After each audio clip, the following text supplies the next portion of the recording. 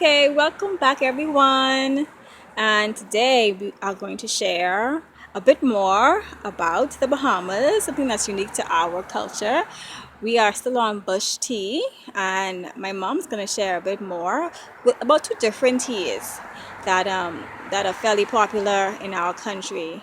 So, mom, which two teas, or I guess bush, is that bushes, are we going to talk about today? Oh, today we're talking about the maidenberry and the five fingers. And can I just tell you a little secret about how we got to drinking teas? Let's go. Our culture, we are a mixture of English and African.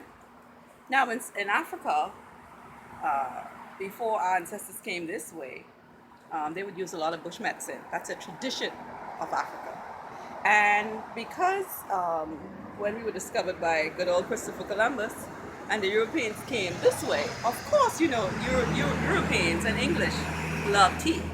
So we had both the traditional way of teas and then we had the European or the English way. So naturally, Bahamian love teas.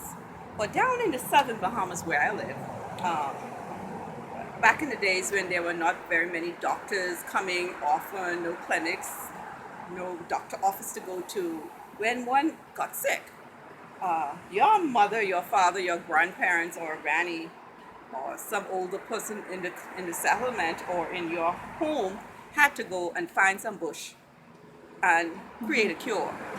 So today we're talking about two herbs that was used traditionally years gone by and still being used today because we still practice this culture in the Bahamas. It's the five fingers. That's this tea over Yeah, here. these two. Yes. Okay. And the maidenberry. And this is the maidenberry here. These two over here. This is the maidenberry. But the five fingers, what is the five fingers good for? Anytime if you lift something and you strain your back, you pull a muscle, you would drink five fingers. And the name is why five fingers. On the leaves, there are five leaves. On one of the little, I guess I that's the wondered about stem. that name. Yeah, and it all shoots out, and that's why they call it the five finger. That's just Okay. a name we gave it in the Bahamas. Okay. And then the maidenberry, uh, this herb here has fine leaves, little cherries on it, red berries on it, and this herb is good for urinary tract problem. It's good I for the use this kidney. one. Yes, you use that. Yes, You it remember when you works. came to me and you said, Oh "Oh, god, I it need was help." rough, It but was rough. and it worked within like an hour. I think the Yes. pain eased up. Yes, This is a very effective herb if you have problems with your kidneys, if you have problems with your bladder, if you have cancer of the bladder, of the kidneys, any infection in the urinary tract on your bladder. This is an effective herb. This works. I can attest to this myself because I drink it from time to time as well. And we also have these same herbs in the grounded tea form in the tea sacks.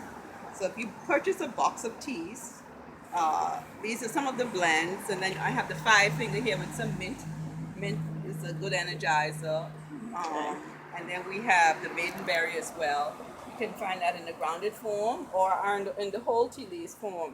But the traditional bush tea, bush medicine, we still carry that on in the Bahamas, and it's I have a passion.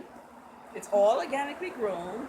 We harvest from the wild, and it's all natural, Yeah. 100% caffeine free, and it's good to have.